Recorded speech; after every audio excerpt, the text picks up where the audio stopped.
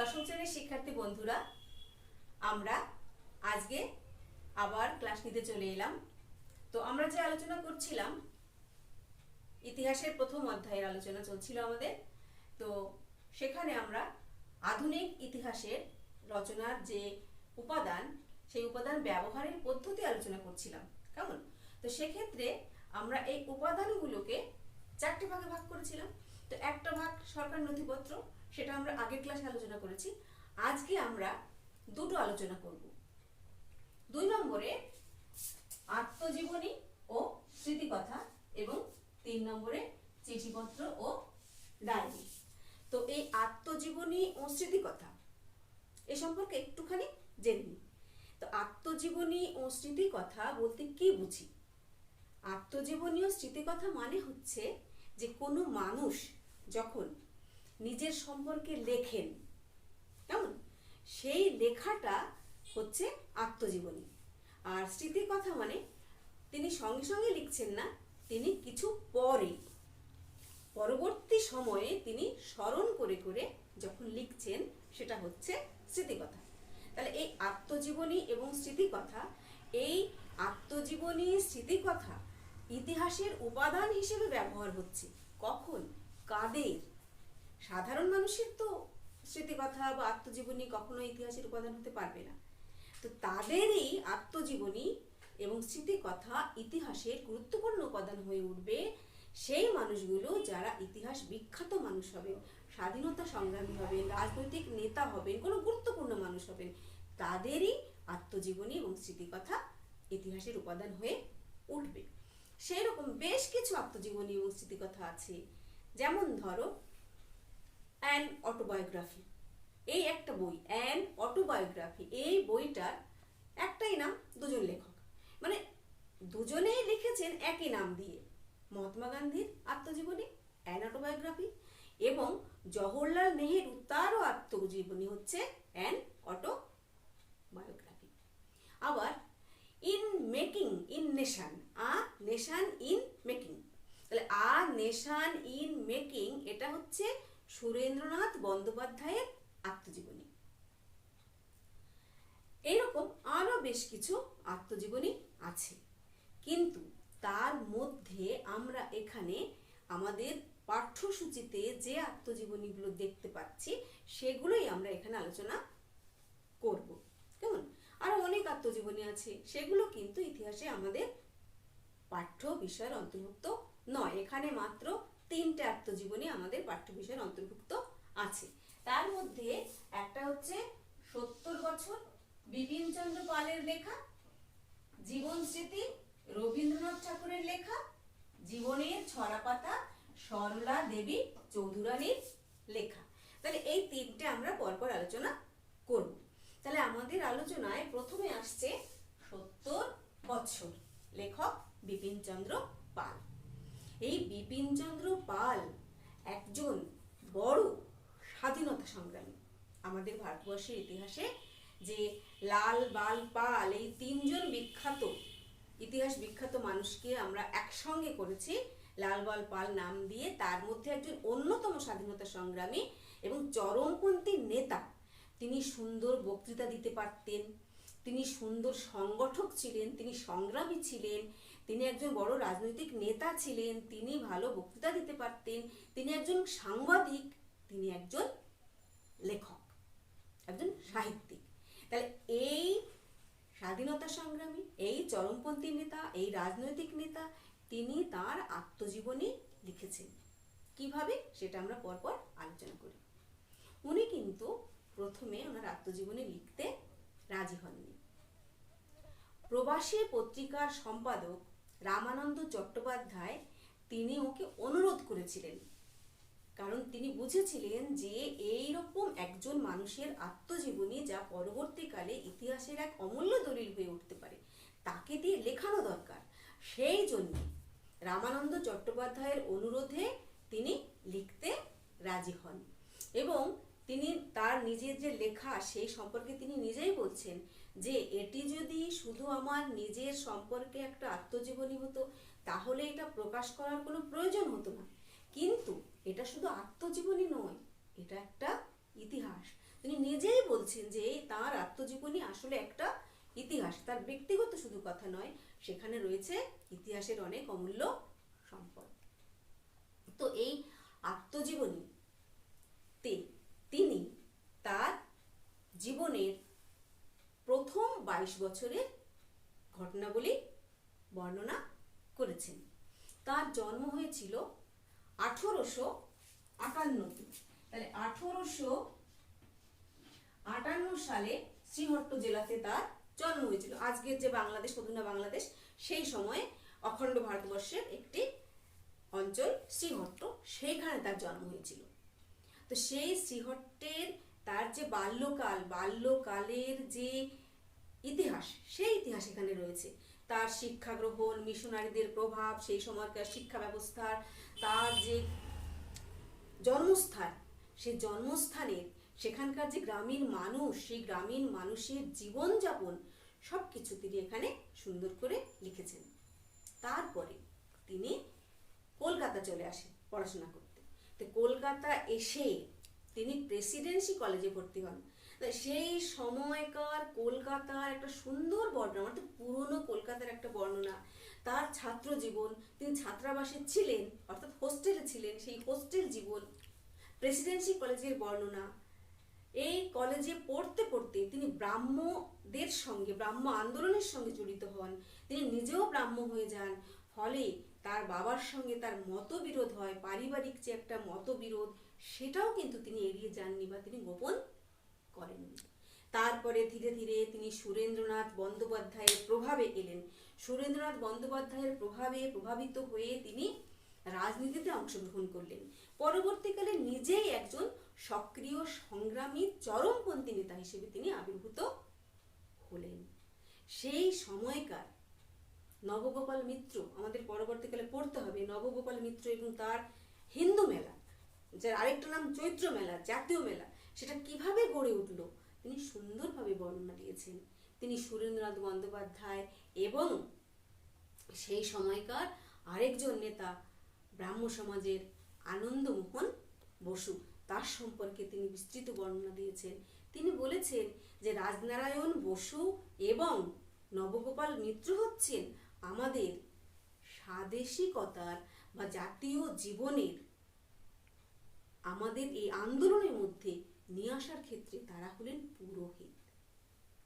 তিনি তার বইয়ের বর্ণনায় প্রথম লিখছেন যে এই ভারতবর্ষে জন্মগ্রহণ করিয়াছি, ইহা আমার খুব সৌভাগ্য। আমি যদি আবার জন্মাইতে চাই, আমি যদি আবার আসিতে চাই এই জগতে, তাহলে আমি ভারতবর্ষেই জন্মাইতে চাই। শুধু ভারতবর্ষের মধ্যে বাংলাদেশে জন্মাইতে চাই। বাংলাদেশে জন্মাইলে আমি পরম সৌভাগ্যের অধিকারী হইব। তিনি আরো বলছেন যে কিভাবে একটা মৃত জাতি ধীরে ধীরে নবজীবন প্রাপ্ত হয়, তাহা এই বাংলাদেশে জন্মিয়া আমি সচক্ষে দেখিলাম। তিনি আরো বলছেন যে ধর্মপ্রাণ বাঙালি কিভাবে জাতীয়তাবাদের দীক্ষায় দীক্ষিত হয়ে ওঠে, তিনি তার সুন্দর একটা সমাজতান্ত্রিক বর্ণনা দিয়েছেন। তিনি ব্রাহ্ম সমাজের সঙ্গে যুক্ত ছিলেন। ব্রাহ্ম সমাজের সঙ্গে যুক্ত থেকে তাদের সঙ্গে তাদের যে কার্যকলাপ, তাদের যে আদর্শ, সেটাকে তিনি গ্রহণ করেছেন।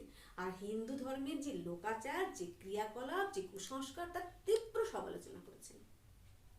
তাহলে এইরকম একজন মানুষ, যার লেখা ধারাবাহিকভাবে প্রবাসী পত্রিকায় প্রকাশিত হচ্ছে এবং সেখানে তিনি 1858-তে তার যে জন্ম, সেই জন্মের পর থেকে এটা তিনি লেখা শুরু করছেন এবং এইটা তিনি লিখছেন 1880 পর্যন্ত, অর্থাৎ এই যে 22 বছর, আমরা এই বইটাতে 22 বছরের ইতিহাস পাচ্ছি। এটা অসমাপ্ত, মানে তার স্বয়ং সম্পূর্ণ নয়। এই আত্মজীবনীটা হচ্ছে একটা অংশ, একটা তার এই 70 বছর বয়সে তিনি এটা লিখছেন।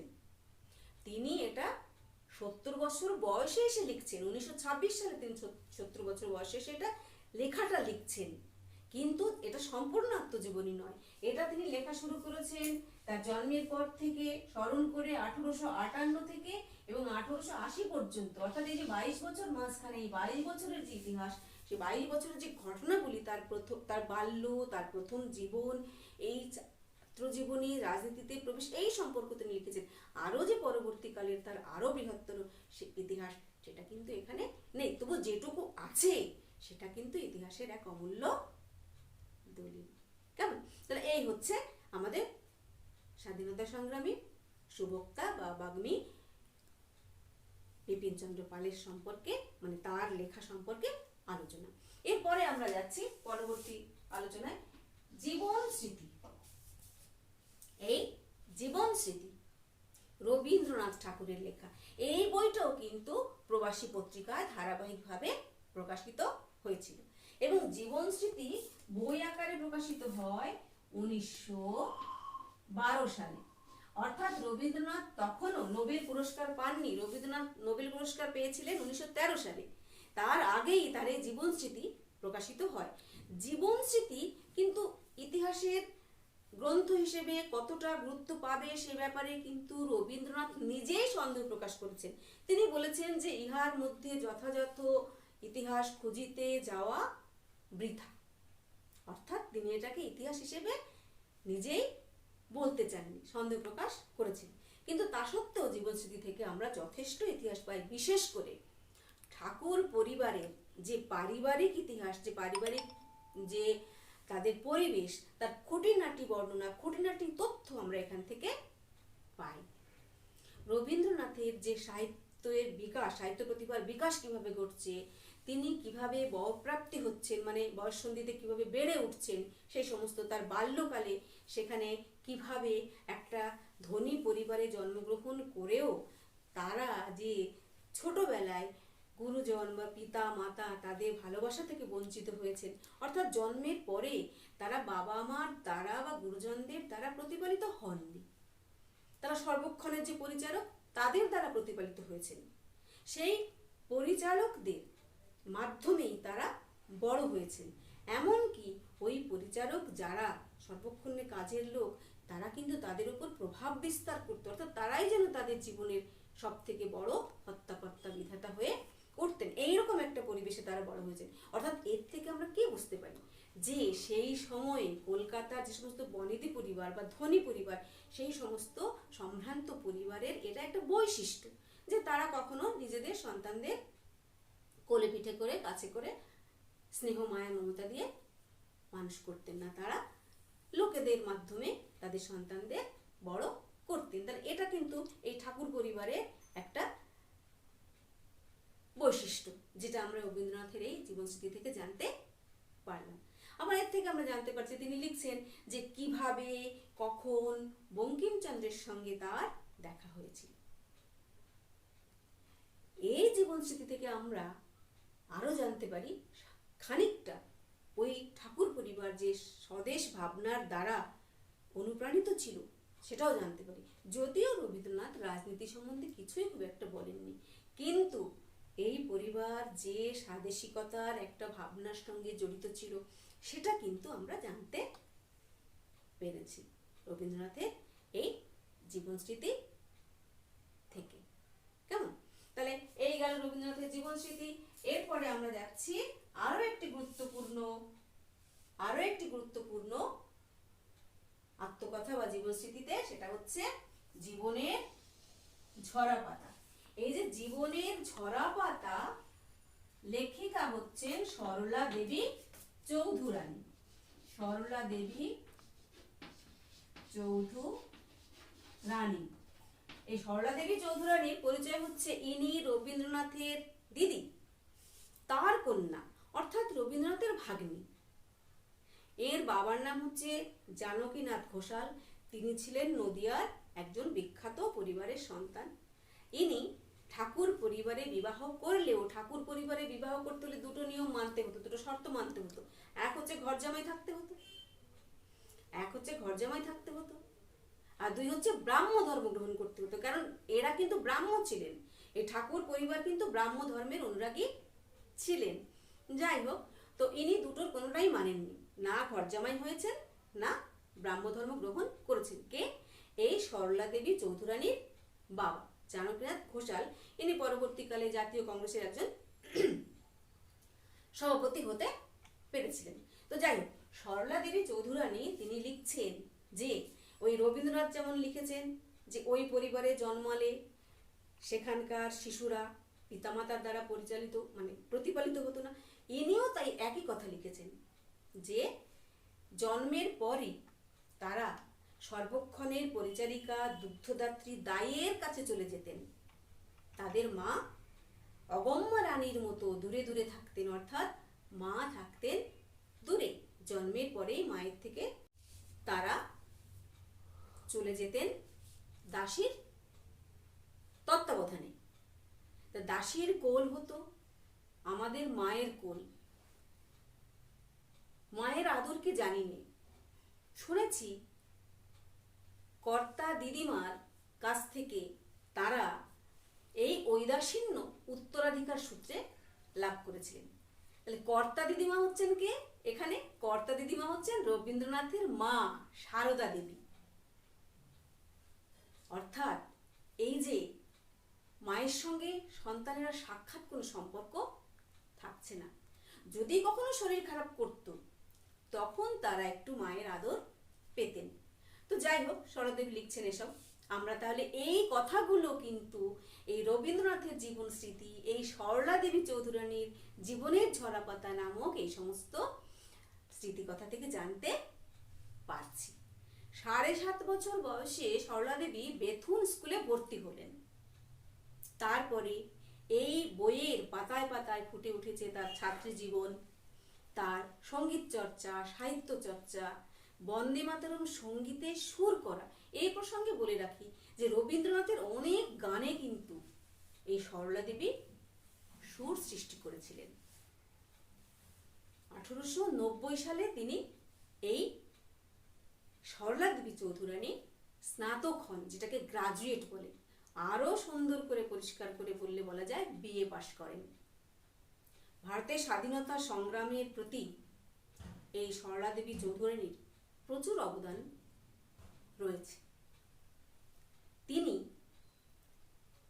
স্বাধীনতা সংগ্রামের জন্য আমাদের দুর্বল বাঙালি যুবকদের আহ্বান জানিয়েছেন ভারতী পত্রিকায়। তিনি ভারতী পত্রিকা পরিচালনা করতেন, সেই পত্রিকায় বাঙালি যুবকদের মৃত্যু চর্চার আহ্বান জানিয়েছেন, তাদের শক্তির সাধনা করতে বলেছেন। আর শক্তি সাধনার উদ্দেশ্যে তিনি নিজে ব্যায়ামাগার, আখড়া এইগুলো তৈরি করার জন্য বাঙালি যুবকদের আহ্বান জানিয়েছেন। আর এই উদ্দেশ্যে তিনি নিজেই বীরাষ্টমী ব্রত, প্রতাপাদিত্য উৎসব, উদয়াদিত্য উৎসব এই সমস্ত উৎসবের আয়োজন করেছেন, যাতে এই সমস্ত উৎসবের মধ্য দিয়ে আমাদের বাঙালি যুবকরা জানতে পারে প্রতাপাদিত্য কে ছিলেন, উদয়াদিত্য কে ছিলেন, তাদের মতো তারা শক্তিশালী হয়, অনুপ্রাণিত হয়। তিনি ভারতী পত্রিকায় একটা প্রবন্ধ লিখছেন, বিলিতি ঘুষি বনাম দিশি কিল। তাতে করে তিনি বাঙালি যুবকদের বলছেন যে রাস্তাঘাটে ইংরেজদের দ্বারা আমাদের বাঙালি যুবকরা যেভাবে অত্যাচারিত হয়, সেই অত্যাচারের সহ্য না করে, সেই অত্যাচারের বিরুদ্ধে তারাও যেন পাল্টা প্রহার করে, অর্থাৎ ইংরেজদেরকে তারা মারে ভয় না পেয়ে। তাহলে ইংরেজদের মারতে হলে শক্তিশালী হতে হবে, তো সাহস সঞ্চয় করতে হবে, তো তার জন্যে ওই আখড়া তৈরি করতে হবে, ব্যায়ামাগার তৈরি করতে হবে, যেখানে তারা নিজেকে শক্তিশালী করে গড়ে তুলতে পারবে মানসিকভাবে এবং শারীরিকভাবে। তাহলে এই সরলা দেবী চৌধুরানী এইভাবে স্বাধীনতা সংগ্রামের জন্য একটা ক্ষেত্র প্রস্তুত করছে। অরবিন্দ ঘোষ তার সহকর্মী বা সহযোগী যতীন্দ্রনাথ, তিনি কলকাতায় গুপ্ত সমিতি যখন প্রতিষ্ঠা করার উদ্যোগ নিলেন, তখন তাকে কিন্তু এই সরলা দেবী চৌধুরানী সাহায্যের হাত বাড়িয়ে দিলেন। তিনি নিজেই চেয়েছেন, স্বাধীনতা সম্পর্কে তার চিন্তা ভাবনা ছিল মৌলিক এবং বিপ্লবী। তিনি নিজে সশস্ত্র বিপ্লবের মাধ্যমে স্বাধীনতা আনার পক্ষপাতী ছিলেন। তিনি বলছেন যে এই আমরা যারা সম্ভ্রান্ত পরিবারের মানুষ, তাদের কাছে স্বাধীনতার আকাঙ্ক্ষা হচ্ছে একটা ভাব আকাঙ্ক্ষা, ভাব বিনিময়ের ব্যাপার, ভাবলেশ ব্যাপার। কিন্তু পরাধীনতার গ্লানি, দাসত্বের শৃঙ্খল যে কি, সেটা কি আমরা জানি? জানে আমাদের এক পুরুষ আগের নীলকুঠির কৃতদাসেরা, আর জানে এখনকার চা বাগানের কুলিরা। তাহলে দেখো যে এই নীলকরদের দ্বারা অত্যাচারিত মানুষগুলোর কথা তিনি জানেন। চা বাগানের কুলিরা বর্তমানে কি কষ্টের মধ্যে আছে, কি যন্ত্রণার মধ্যে আছে, সেই খবরও তিনি জানেন। উনি এইভাবে স্বাধীনতা সংগ্রামের জন্যে মানুষকে, অর্থাৎ যুব সমাজকে, সেই সময়কার বাংলার যুব সম্প্রদায়কে অনুপ্রাণিত করছেন। এবং তার জন্যে তিনি শুধু অনুপ্রাণিত করে বসে নেই, তিনি ক্রিয়াকাণ্ডও করছেন। আবার স্বদেশী জিনিসপত্র তৈরি এবং ব্যবহার, তার জন্য কিন্তু তিনি লক্ষ্মীর ভাণ্ডার তৈরি করছেন। এইভাবে এই সরলা দেবী চৌধুরানীর তার যে আত্মজীবনী, সেই আত্মজীবনী আমাদের ভারতবর্ষের স্বাধীনতা সংগ্রামে একটা অমূল্য উপাদান হিসেবে আমাদের কাছে প্রতিভাত হচ্ছে। তবে এই আত্মজীবনীগুলো, আমরা যে 3টে আত্মজীবনী আলোচনা করলাম, 70 বছর, জীবন স্মৃতি, জীবনের ঝরাপাতা, এই আত্মজীবনীগুলো তো ওনারা লিখেছেন নিজেদের ব্যক্তিগত দৃষ্টিভঙ্গিতে। তো এগুলোকে যখন আমরা ইতিহাসের উপাদান হিসেবে ব্যবহার করব, আমাদের আসল আলোচ্য তো ইতিহাসের উপাদান হিসেবে ব্যবহারের পদ্ধতি, তো যখন ব্যবহার করব তখন সেটাকে অন্য আরো যে সমস্ত উপাদান রয়েছে সেইগুলোর সঙ্গে একটু যাচাই করে নিতে হবে। কেন কি এই কথাগুলো কিন্তু ওদের নিজেদের ব্যক্তিগত কথা, তো অন্যের দৃষ্টিভঙ্গিতে এগুলো অন্যরকম হতে পারে। সুতরাং এগুলো ব্যবহারের ক্ষেত্রে আমাদের একটু সতর্ক থাকতে হবে। আর সরলা দেবী চৌধুরানীর এই যে জীবনের ঝরাপাতা, এটা কিন্তু 1944-45 বই আকারে, না সরি 1944-45 ধারাবাহিকভাবে দেশ পত্রিকায়। এটা একটা ছোট প্রশ্ন হতে পারে, এই জীবনের ছড়াপাতা ধারাবাহিকভাবে দেশ পত্রিকায় 1944-45 সালে প্রকাশিত হয়েছিল। কেমন? তো দেখো, আমরা এরপরে আরেকটা আলোচনা করব, সেটা হচ্ছে 3 নম্বরে চিঠি ও ডায়েরি। চিঠি ও ডায়েরি, চিঠিও কিভাবে ইতিহাসের উপাদান হয়ে ওঠে, সেক্ষেত্রে এখানে প্রচুর চিঠি আছে। বিবেকানন্দের লেখা চিঠি, সুভাষচন্দ্রের লেখা চিঠি, গান্ধীজির লেখা চিঠি, রবীন্দ্রনাথের লেখা চিঠি, বিখ্যাত বিখ্যাত মানুষদের লেখা চিঠি আছে। কিন্তু এখানে আমাদের আলোচ্য বিষয় হচ্ছে একটা, সেটা হচ্ছে জওহরলাল নেহেরুর তার মেয়ে ইন্দিরাকে লেখা চিঠির যে একটা গ্রন্থ, একটা সংকলন, সেটা আমাদের আলোচ্য বিষয়। তো সেই বইটার নাম হচ্ছে letters from a father to his daughter. Letters from a father to his daughter, মানে চিঠি বাবার থেকে মেয়েকে লেখা। বাবা হচ্ছেন জওহরলাল নেহেরু, বিখ্যাত স্বাধীনতা সংগ্রামী, ভারতবর্ষের প্রথম প্রধানমন্ত্রী, স্বাধীন ভারতের প্রথম প্রধানমন্ত্রী জওহরলাল নেহেরু। আর তার মেয়ে ইন্দিরা গান্ধী, তিনিও পরবর্তীকালে ভারতবর্ষের প্রধানমন্ত্রী হয়েছিলেন।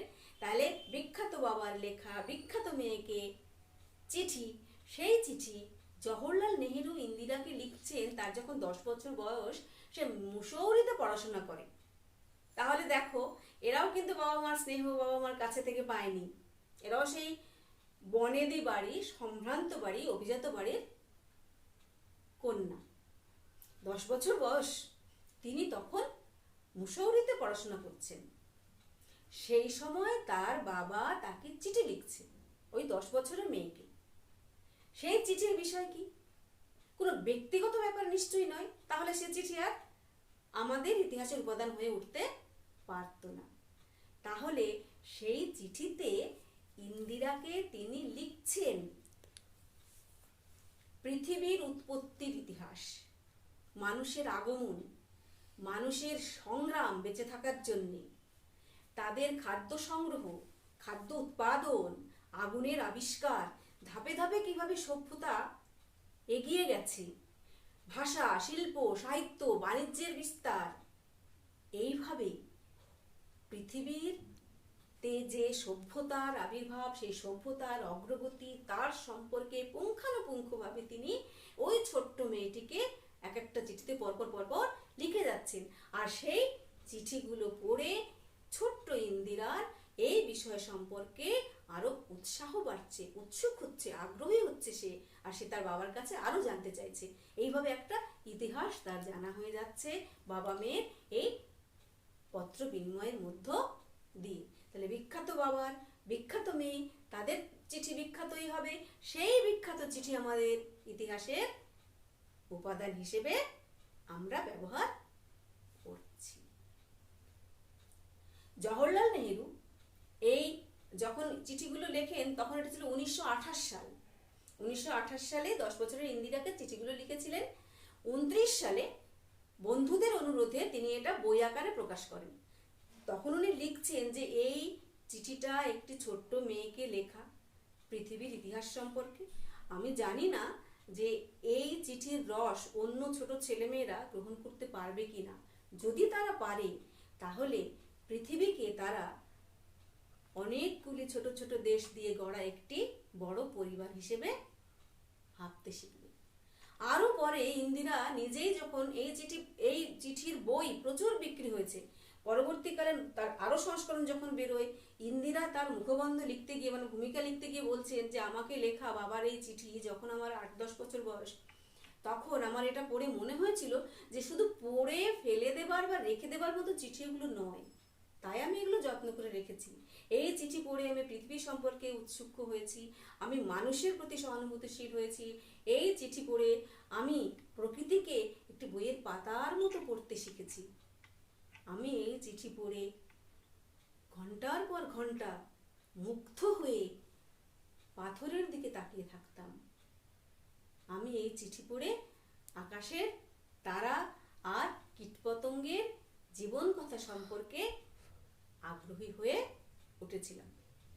আরো পরবর্তীকালে নেহেরু যখন 1930 সালে কারাগারে ছিলেন, সেই সময় তিনি আবার কিছু চিঠি ইন্দিরাকে লিখেছিলেন।